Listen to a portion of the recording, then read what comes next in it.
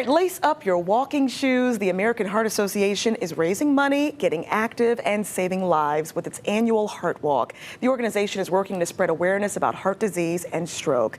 Joining us now in the studio this morning, we have Charlene Grabowski, the American Heart Association Board Chair, and Katie Mogenberg, an American Heart Association volunteer and survivor, breaking down what you need to know. Well, first of all, ladies, thank you for being here.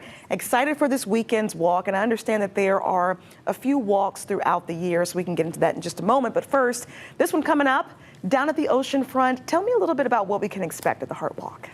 Well, first of all, we're hoping for great weather, yes. So if you can do anything about that. Right. It is the ocean front, so It doesn't get any better than that. It's on 24th Street. But the activities start with lots of booths and areas, a kids area, a hands-only CPR area. There's music and entertainment. There'll be other company sponsors that will be there that will have little tchotchkes for people, so lots of fun things. And I think it's really important to understand the significance behind this, right? It really is a lot of fun, but we're raising funds, we're trying to bring awareness to heart disease and stroke, and I know you have a very special story that you're able to, share with us. Just tell us a little bit about your story, what you want people to know. Yes, I was diagnosed very young at 15 with high blood pressure and high cholesterol, very strong family history. And at the age of 37, I had an emergency open heart double bypass for a blocked LED, which could have led to a full widowmaker. So I'm very, very blessed to be here. And it was research from the American Heart Association that was able to provide the doctors the education that they needed to know how to perform the surgery and my aftercare. And also I'm very thankful to the American Heart Association, which is why I volunteer. Yeah, and I have to address the fact that we literally were talking this morning during our earlier show about the fact that high cholesterol in children has doubled in the last 20 years, and of course we know the normal risk factors, but let's talk a little bit about that. I mean, maybe we have some parents that are watching, they have young children that, typically eat out a lot or, maybe don't get out much. What are some tips and things that people can do, especially when you're talking about kids and high cholesterol? What can people learn about that? I'll turn that to you. Yeah, I'll take that. I'm actually dealing with that with my own son. He was diagnosed at 9 with high cholesterol and high blood pressure. And, just trying really hard to stay active, make sure they're eating the proper diet. And it's very difficult with children. Yeah. It's hard to get them to understand. They think they're invincible. They don't understand that it can happen to them. So just trying to keep them active, trying to keep them educated, try to keep them involved. You can bring your kids out to the Heart Walk, and they can see firsthand all the exciting things that go on and all the fun, and also be educated at the same time. Yeah, I mean, you talk about the kids, but I mean, to think at 37 that this impacted you the way that it did. So it's, it's not just the kids, but I mean, I feel like there's a lot of adults that could just come out and learn that, heart disease and stroke, no respecter of person, essentially. Yeah. Heart disease is the #1 killer of women and people.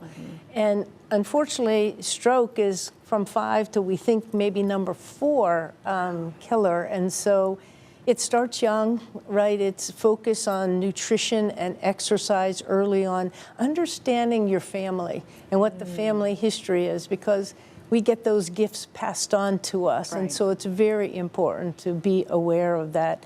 And then also, if you feel something, if there's something in your body that's talking to you, do something about it and share it with your doctors. And don't give up, because they might dismiss it, to be honest with you, as anxiety or something like that.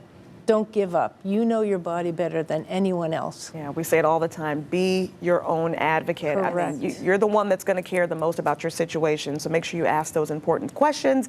It starts, though, with the education, which you can get at the Heart Walk. So what do people need to know ahead of the event? Anything they need to do to prepare, registration, anything like that?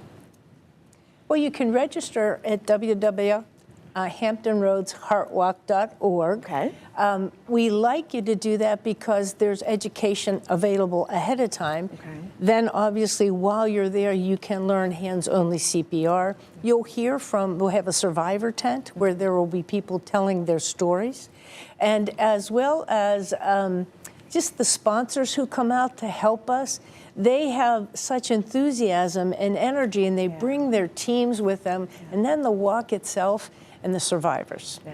And there's a survivor bell, so as you come through and finish the walk, it just gets emotional for you to see all of these survivors, so many survivors. Yeah, it does bring a tear to your eye. I've been, very blessed to be a part of a couple of the heart walks, and I mean, every time it just really, it's powerful to see, but it's those reminders. Get checked, go to the doctor, talk to your family. Those things are really important. So that's extremely valuable. If we can't make it to the heart walk, other ways we can support AHA. A variety of ways. Yeah. So you can go to the AmericanHeartAssociation.org.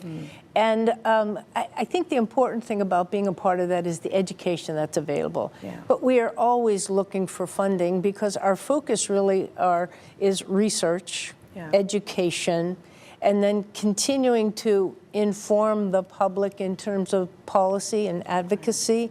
So it's multiple functions that the American Heart Association does. So please, go to AmericanHeartAssociation.org and learn about what's there, be aware, and involve your kids in the story. That's right. And then obviously we always need help from a financial perspective, so donations matter, no matter how small, they all add up. So we appreciate that very much. Yeah, lots of ways to support, and it's just so incredible to be able to put a face with this as well, and really see a story behind this of where your dollars go, where your volunteerism goes. I mean, it's really important to be able to hear these stories. So thank you for sharing yours, and thank you both for being here. The Heart Walk happening this weekend. Head to the website. You can register there November 15th at the Virginia Beach Oceanfront.